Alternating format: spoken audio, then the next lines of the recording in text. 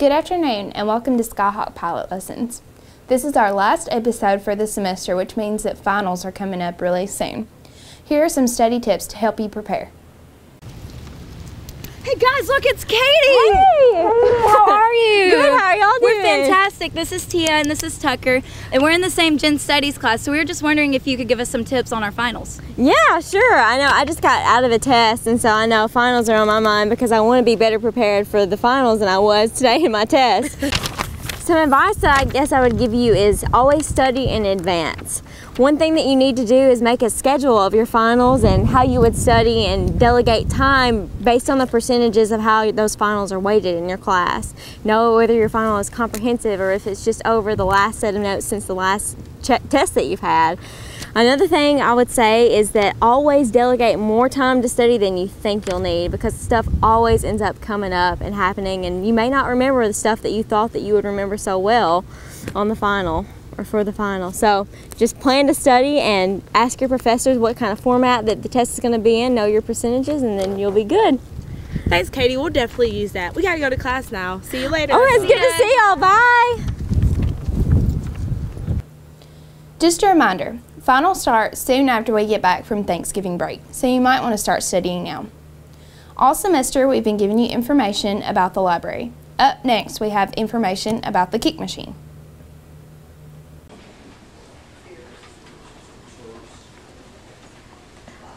Hey Ashley. Hey, Are you ready for finals? I will be when I'm finished with this. What are you doing? I'm scanning a book that one of my professors had on reserve for our final. This is what this machine does? Yeah, it's called the KIC Machine. You just put whatever you want to scan right here, and then you press scan, and then you're done. It's that simple. But what do you do with information that you scan and you can't take it out of the library? Well, you can either put it on a USB drive or you can email it to yourself. It's really useful when you're trying to study notes or if you're trying to scan something that you can't take out of the library. Wow, I have an essay coming up and I think this machine would be really great. I'm about to go get started on my paper. Okay. See you later. Bye. Bye. Next Wednesday, you'll be meeting in the Elam Center to hear Jana Ogg speak on finding your passion through service learning. Stay tuned for a preview. Good afternoon, I'm Marty Conley and this is Jana Ogg, and today we're just going to be talking to Jana briefly. She's actually going to be giving a presentation next Wednesday in the Elam Center and you all will be attending. So Jana, can you just tell us a little bit about yourself and your education and how you were involved on campus? Yes, I went to UT Martin. I graduated in May of '08 with a degree in communications and public relations, and I was also a PEP leader, and I went through the PEP program, so love UT Martin for sure. All right, so she's an example of somebody who's come full circle. She was in the First Year Initiative program, and now she's graduated and she's doing what she loves. So can you tell us a little bit about what you do and an overview of the presentation you're going to give next week? Yes, I can't wait to come talk to everybody and talk to them about how they can find out here at UT Martin what they're good at and what they were made to do. Use the opportunities here on campus and figure out how to get a job here at UTM and then on, where they don't work a day in their life because they're doing what they love and what they were made to do. I do humanitarian work in Africa and how I kind of got to that point, and how they too can figure out what they're great at and then use that for the rest of their lives as a job. All right, well, we're really going to look forward to having you next week. Don't forget, 12 o'clock in the Elam Center next Wednesday. See you there. I know you might want to go out and have fun, but underage drinking has a lot of consequences. David Moore, Chief of Police, has more information. Hello, I'm David Moore. I'm Chief of Police in Martin, and I want to talk to you today just a little bit about violations of drinking age laws and as they relate to UTM students here in Martin, and to tell you that we consider that a problem at the Martin Police Department, and I want to tell you a little bit about why we think that that's a problem. In the United States, underage drinking is the #1 drug abuse of choice by students, children under the age of 21. Each year, about 5,000 deaths are attributed to underage drinking, whether that be motor vehicle crashes related to alcohol abuse, teen suicide, or homicides, and other incidents that occur through inebriation through alcohol. In Weakley County, it'll cost anywhere between it'll cost anywhere between $1,000 and $1,100 if you get charged with the offense of violation of the drinking age law.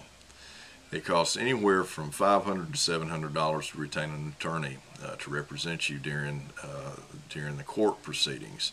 And the reason it's important to hire an attorney is because in our court system, an attorney is the only one who can do a document called a pretrial diversion, which allows the student to have that offense removed from the record, which is very important for a young person going into the job market to have a clean record.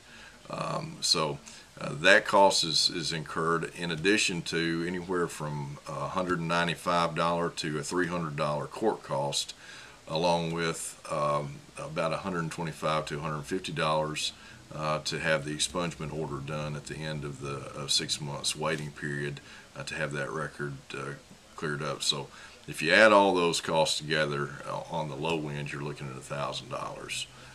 So unless you have $1,000 laying around that you want to throw away, it's best not to get in a situation where you might be charged with violation of drinking age.